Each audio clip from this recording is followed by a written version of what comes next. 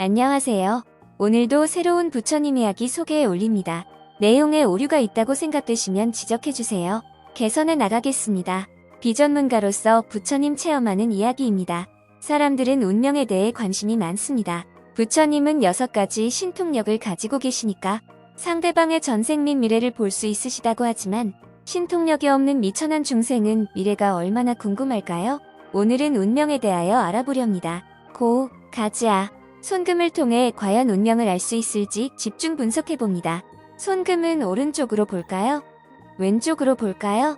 여성과 남성이 보는 손이 각기 다르다고 전문가들은 말씀들 하시는데 일단 원칙 무시하고 일반적인 상식으로 왼손 손금은 선천은, 오른쪽 손금은 후천은 이렇게 정의해봅니다. 왼쪽 손금을 보고서는 선천적으로 타고난 성격과 재능, 현재의 직업, 건강, 성격 등을 알 수 있으며 오른쪽 손금으로는 후천적인 주변 환경과 노력에 따른 미래가 어떻게 될지를 점칠 수 있습니다. 네, 그렇군요. 선천운은 바꿀 수 없는 것이고 후천운은 노력하면 바뀐다는 이야기이군요. 그런데 운명을 아는 좋은 방법으로서 불교에서는 전생을 알고 싶으면 현재의 나를 보면 되고 지금 내가 짓고 있는 업을 보면 미래를 알 수 있다고 합니다.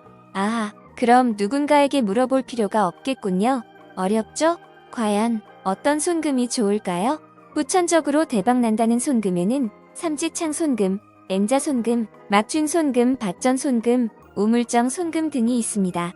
여기서 막준 손금이라 함은 일자 손금, 원숭이 손금을 말합니다. 자, 그럼 자신의 손을 펴시고 들여다봅니다. 대박나는 손금과 여러분의 손금과 매칭을 해보세요. 어떠세요? 본인께서 대박 손금을 가지고 계신다는 것을 깨달으셨나요? 축하드립니다. 막준 손금의 한 예를 들어봅니다. 막준 손금을 가진 사람은 전 세계의 단 1.5% 극소수이며 100만 명 중 1명이라는 희귀한 손금입니다. 여러분이 아시는 대표적인 이 손금의 소유자는 돌아가신 현대그룹 정 회장님입니다. 제 주위에도 있습니다. 그런데 부자가 아닙니다. 그것도 태어난 애, 시 등의 여러 변수가 있나 봅니다. 정 회장님만큼 큰 부자는 아니지만 마음이 부자로서 행복하게 잘 삽니다. 여러분도 이미 눈치를 채셨겠지만 부처님의 지나온 생애를 익히 다 알고 계시듯 석가모니께서는 붓다가 되실 운명이셨습니다. 부처님의 손금 관련 문헌을 보니 유사한 내용이 있더군요. 부처님 손금을 알아본다는 것은 부질없는 일인데요. 그렇지만 재미난 사실은 문헌에도 손금에 대해 명시하고 있어요.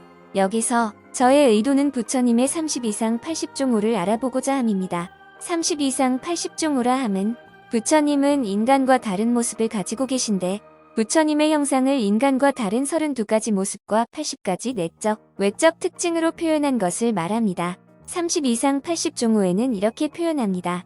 이 중에서 손과 관련한 내용을 나열하면 30 이상에는 첫째, 손바닥이 판판하고 둥글며 두터움. 둘째, 손가락이 섬세하며 단정하고 가늘고 긴 편임.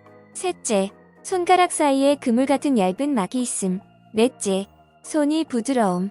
80종호에는 첫째, 손톱이 좁고 길며 구릿빛으로 윤택함. 둘째, 손가락이 둥글고 길어서 다른 사람보다 고와 보임.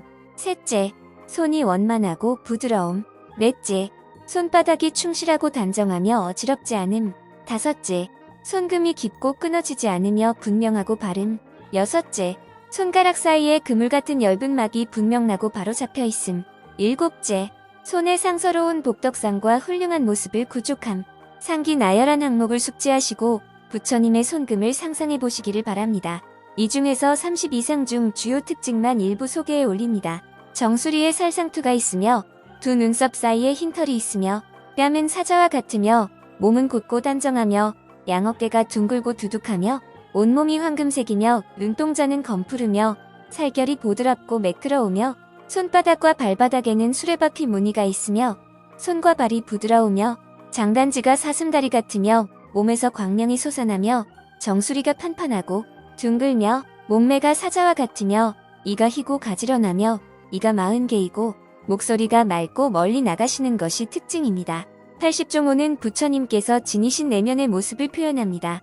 30 이상 80종호를 전부 소개해 올리지는 않았습니다만 제가 서술한 일부를 빼고 난 나머지 거룩하신 석가모니, 부처님의 30 이상 80종호에 대한 상세한 내용은 다른 참고문헌을 참조하시기 바랍니다. 또한 부처님의 항마촉지인, 선정인, 전륜법인, 시무회인, 여원인을 통해 부처님의 손의 모양을 알 수 있습니다.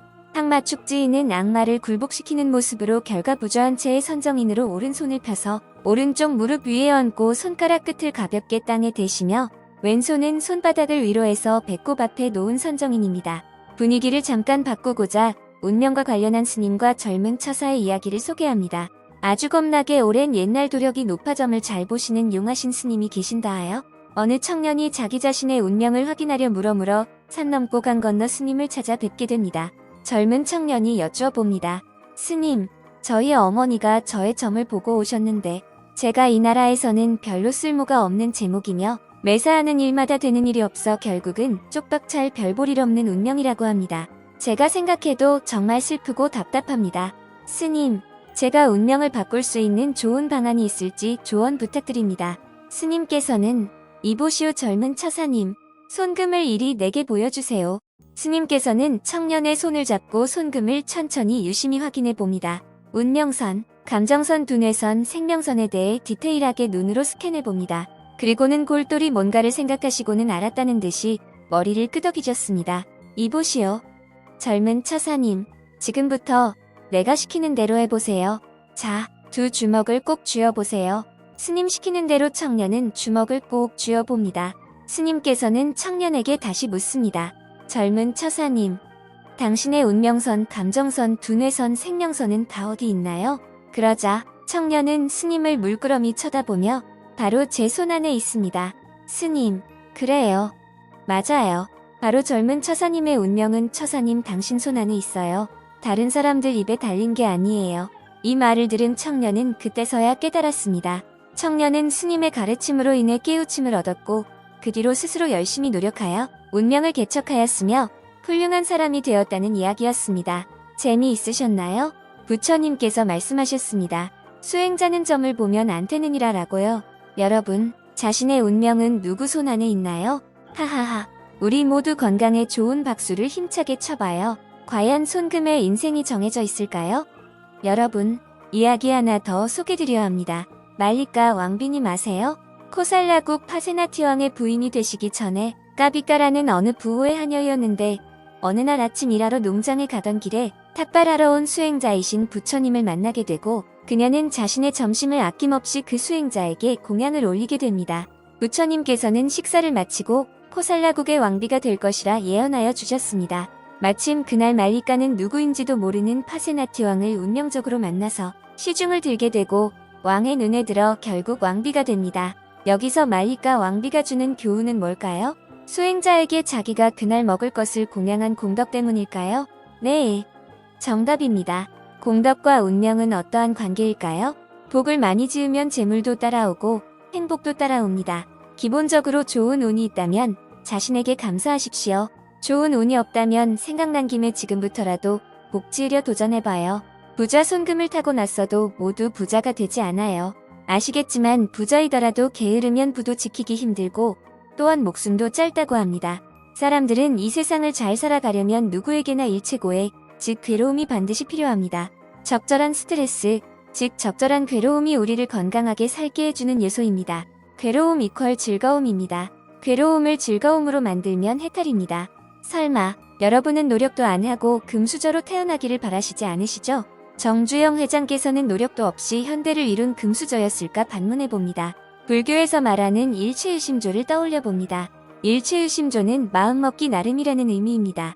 미래는 자기 자신이 마음먹은 대로 도전하고 해보는 것입니다. 우리 최선을 다해서 팔자를 바꾸어봐요. 도전, 경청해주셔서 감사합니다. 나무 석가모니불